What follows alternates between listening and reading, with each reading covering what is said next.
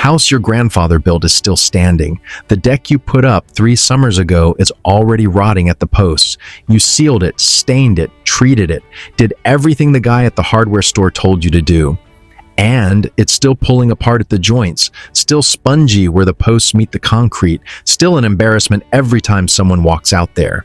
Meanwhile, somewhere in Massachusetts, there is a timber frame barn built in 1637 that has never had a single nail replaced. In the Chiltern Hills of England, chairs assembled without a drop of glue in the 1800s are still being sat in today. Those builders weren't using better materials, they were using better knowledge. Knowledge that got buried the moment the machine-cut nail dropped in price and the lumber yard opened for business. Picture a cold morning in the Appalachian Highlands, somewhere in the 1820s.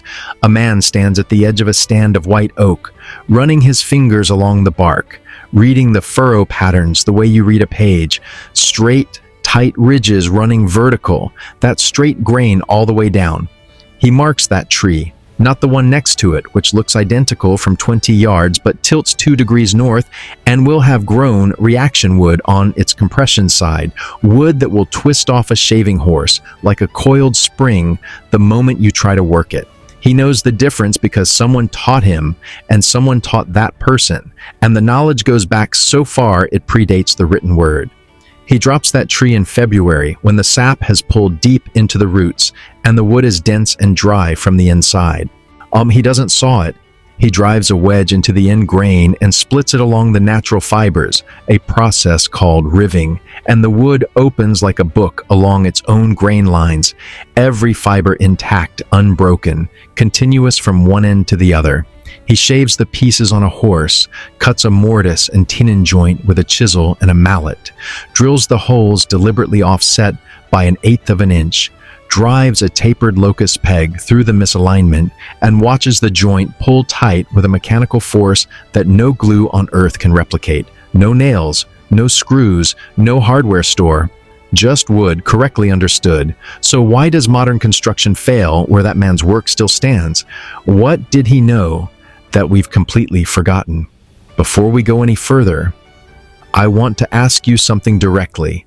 Have you ever repaired a deck, a fence, a structure, and had it fail again within a few years? Have you done everything right, the right screws, the pressure-treated lumber, the waterproof sealant, and watched it rot anyway?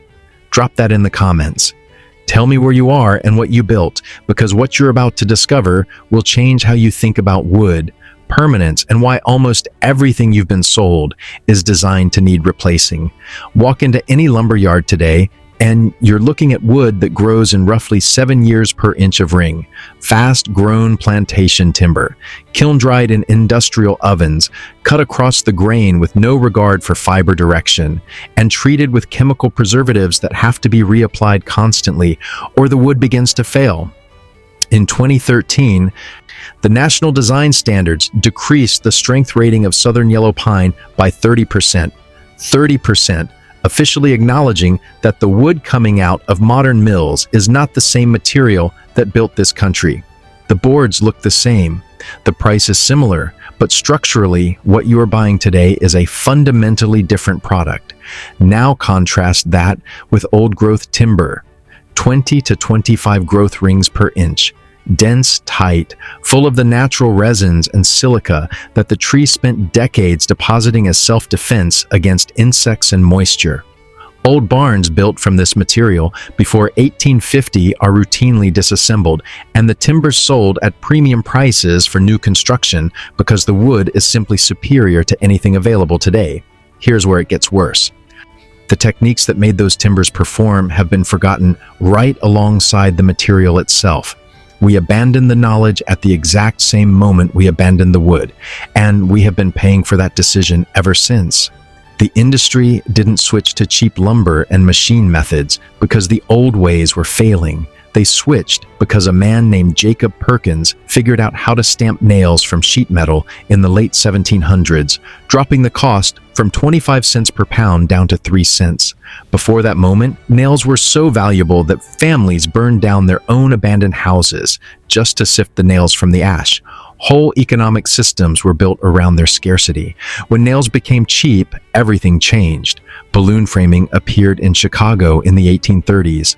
Lightweight 2x4 studs, on a space 16 inches apart, fastened with factory nails. Two workers with basic skills could frame a house in days. A master housewright using mortise and tenon joinery needed 20 people and weeks of preparation. Speed won, cost won, skill lost, and the industry that grew up around cheap nails and fast framing had no interest in keeping the old knowledge alive, because the old knowledge produced buildings that didn't need to be rebuilt. There is nothing profitable about a barn that stands for 400 years. Let that land. The system was not designed to serve you. It was designed to ensure you keep buying. That is not your failure. The deck rotting in your backyard is not evidence of your incompetence. You were given broken tools and told the problem was your technique. Let's talk about what mountain men and traditional builders actually knew, because this is where it gets remarkable.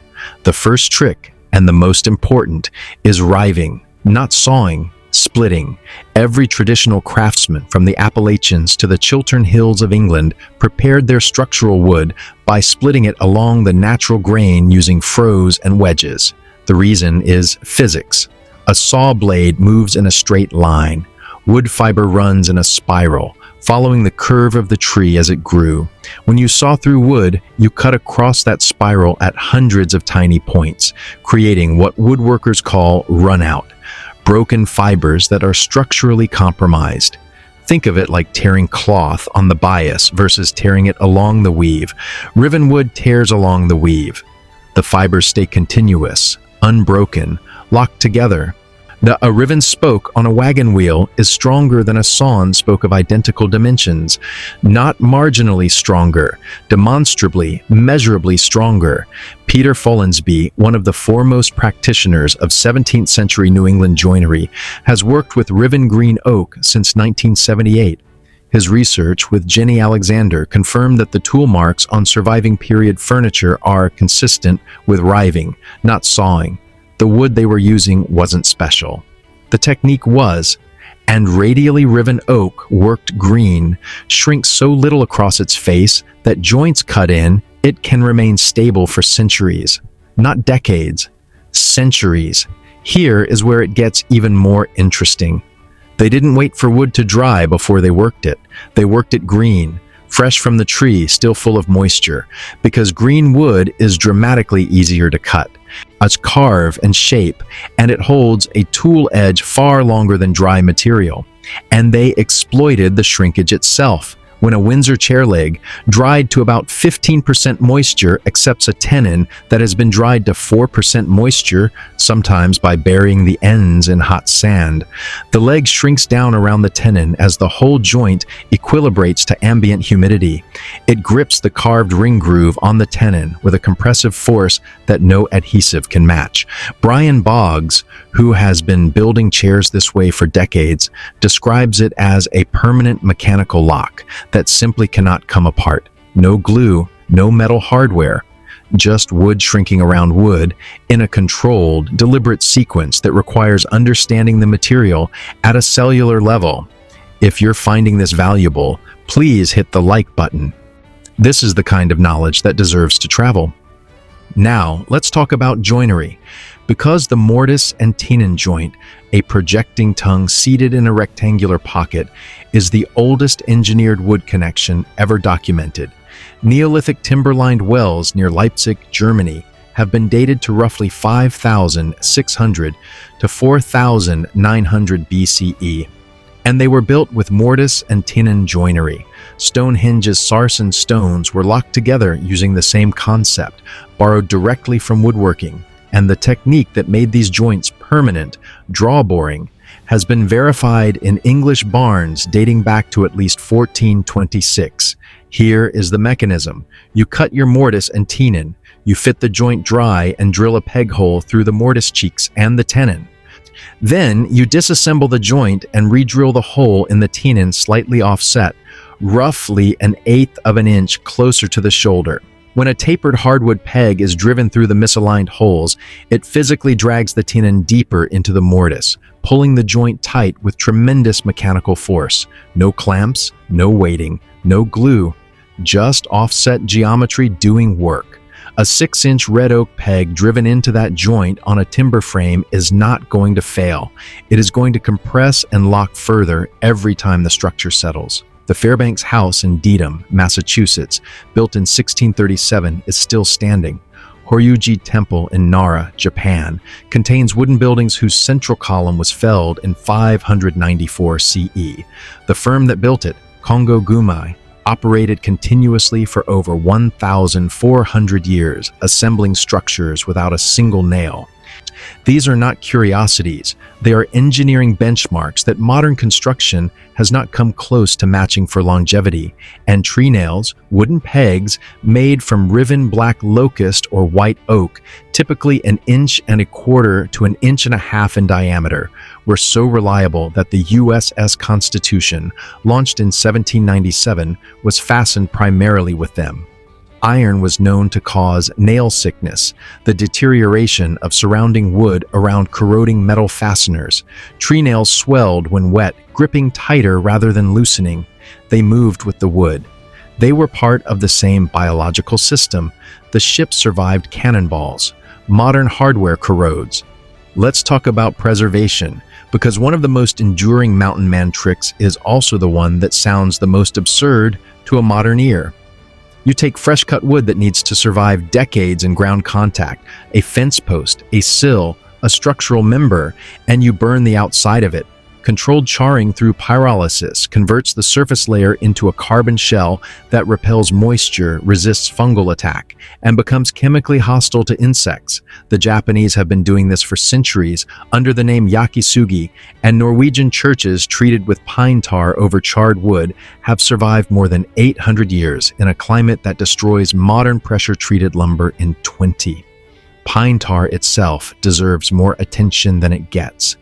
Pliny the Elder was describing its production in the 1st century CE Scandinavian tar kilns.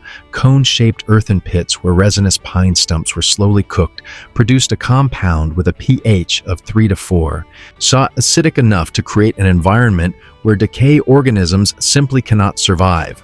By the 1770s, North Carolina was producing 70% of all tar exported from North America, shipping 135,000 barrels to England in 1768 alone. The state's nickname, Tar Heel, traces directly to those stills. Modern pressure-treated lumber uses copper-based chemicals that are effective but require replacement. Pine tar is renewable, non-toxic, and has been functionally validated by 8 centuries of Norwegian churches. The knowledge was simply priced out of existence when synthetic alternatives became cheaper. Linseed oil, pressed from flax seeds and used since the ancient Egyptians sealed tombs with it, penetrates wood fiber and polymerizes into a hard protective matrix through oxidative cross-linking. Traditional boiled linseed oil was heat-treated to around 300 degrees Celsius to accelerate curing. Combined with beeswax and turpentine in the ratios used at Colonial Williamsburg, it produces a penetrating wood treatment that feeds the fiber rather than just coating the surface. The coating cracks. The penetrating treatment moves with the wood. One of these is still sold in hardware stores. The other has been largely replaced by products that require reapplication every 2 to 3 years. So why did all of this disappear? 3 reasons: working in combination, speed, riving a log, hewing a timber, cutting mortise and tenon joinery. These processes are slow. A skilled housewright with a team of 20 could raise 1 timber frame building in weeks. 2 workers with balloon framing could frame the same structure in days. Industrial America needed housing fast and fast won. Cost. Cheap nails, steam-powered sawmills, and balloon framing collapsed the price of construction. By the 1890s, steam mills were producing 100,000 board feet per day. Hand hewing and riving could not compete on volume, and the technology that sealed the deal was the machine-cut nail combined with the steam sawmill, arriving in the 1830s and 1840s simultaneously. The old knowledge wasn't tested against the new method and found inferior. It was simply bypassed. And within 2 generations, the craftsmen who held that knowledge were gone. The apprenticeships had ended, and the methods existed only in old barns and the memories of elderly mountain people. Here is the hidden cost. Modern construction produces buildings that require constant maintenance, degrade on a 20 to 40-year cycle, and depend entirely on chemical preservatives and metal fasteners that corrode. The old system produced buildings that required almost no maintenance and improved structurally over time as joints compressed and wood mineralized. You are now living in the less durable system, paying for its upkeep every decade, and being told that this is simply how buildings work. Here is what you can actually do with this right now. The easiest entry point: stop buying pressure-treated pine for any application where you have options. For fence posts and ground contact structural members, source black locust. It has a crushing strength of over 10,000 pounds per square inch, and documented posts in Kansas clay soils have survived more than 70 years in ground contact without treatment. It grows across most of the eastern United States and is available from small sawyers. Search local sawyer black locust or locally milled black locust posts, and you will find it. For wood that needs to weather outdoors, decking, siding, shingles, fence boards, treat it with raw linseed oil, real pine tar, or a combination of both rather than synthetic sealants. Pine tar is available from Swedish suppliers online and from restoration hardware companies. Apply it warm, let it penetrate for 20 minutes, and wipe the excess. Reapply every few years. It feeds the wood rather than coating it. And if you want to go deeper, find a timber framing workshop in your region. The Timber Framers Guild, founded in 1984, runs community builds and education events where you can learn to cut and assemble mortise and tenon joinery by hand. Roy Underhill's book, The Woodwright's Shop, and Peter Follansbee's work, both available in print and online, are the single most practical entry points into traditional techniques. The tools are simple: a froe, a draw knife, a mallet, a set of chisels. You do not need a shop full of machinery to build something that will outlast you. At minimum, the next time you buy lumber, look at the end grain. Count the rings. 7 rings per inch is modern plantation wood. 12 or more is getting into material that will actually perform. Ask your sawyer where the wood came from and how fast it grew. Start treating that question as seriously as you would any other structural decision, because it is. The mountain man standing at the edge of that white oak stand in 1820, reading bark and grain and seasonal timing before he ever lifted an axe. He was not primitive. He was an engineer operating with a level of material intelligence that most modern builders cannot access because nobody teaches it anymore, and nobody profits from you having it. The knowledge wasn't lost. It was traded away, exchanged for speed and volume and a price point that made building cheap enough to build badly. Over and over again, forever. Subscribe to this channel because we are digging up exactly this kind of knowledge. The systems, the methods, the understanding of materials and craft that the industrial age buried and then charged you for the replacement. Tell us in the comments what you want us to investigate next. Timber framing joinery, traditional wood preservation, stone foundation techniques, natural insulation. We are just getting started.